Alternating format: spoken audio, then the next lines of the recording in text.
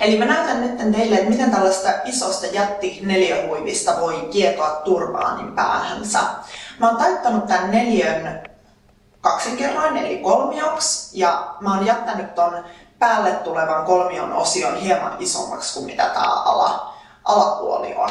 Sitten mä etsin sieltä kolmion taitereunalta keskikohdan ja sen asetan taas tonne niskaani hiusrajalle. Ja tämä tekniikka, mitä mä tuun käyttämään tässä turbaanin kietomisessa, on periaatteessa ihan juuri se sama, miten varmasti moni naisista on kietonut pyyhkeen hiuksiinsa saunan jälkeen. Eli nyt mä laitan mun tukan tänne huivin alle ensimmäisenä, vien ton huivin keskikohdan tonne niskaan, korjaan vähän hiuksiani ja lähden keräämään tätä huivia kämmeniini. Ja vielä korjaan mun tukkaa tonne sisälle, kun mä haluan, että mun hiukset on ikään kuin kokonaan piilossa. Että otsatukka saa jäädä näkyviin, mutta tuolta niskasta tai korvan takaa ei saisi näkyä mitään.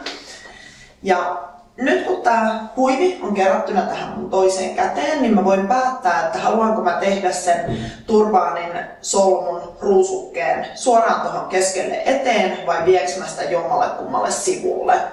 Ja nyt mä teen sitä vähän tuohon toiselle sivulle käännettynä. Ja nyt kun tää huivi on tässä mun käsissä, niin mä lähden sitä ihan pyörittämään.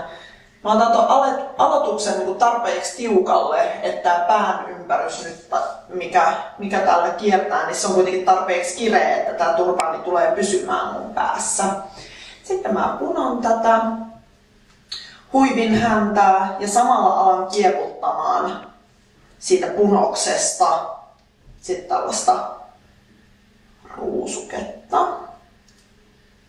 Ja tässähän toimii tosi hyvin just tällainen huivimalli, missä on voimakasta graafista kuviointia, selkeyttä. Miksei tietysti voi tehdä jostain kukkahuivistakin, mutta mä itse pidän tästä, miten tämä kuviointi, kun mä oon nyt kietonut tätä huivia, niin tulee esille. Ja sitten toi loppuhäntä saadaan vielä tommoseksi pitkäksi suikuraksi. Se voi laittaa sitten tonne alle piiloon vaikka kokonaan. Ja sitten sujauttaa tuonne turbaanin sisälle. Ja nyt periaatteessa, kun tämän on tehnyt tarpeeksi tällaiseksi tiukaksi ja pitäväksi, niin sit sitä ruusukkeen paikkaakin voi vielä säätää. Et nyt mä periaatteessa voisin nostaa tämän vielä tuohon keskelle ylös, jos haluaisin. Ja tietysti sit, jos on menossa polkupyöräilemään tai liikkuu kovasti ja pelkää, että tää lähtee irtoamaan päästä, niin sit voi tietysti laittaa vaikka pienet pinnit tonne pitämään sen turbaanin paikallaan. Ja tää on tosiaankin vaan yksi tavoista solmia turbaani, kannattaa kokeilla mitä kaikkia omia malleja niistä huiveista saa tehtyä.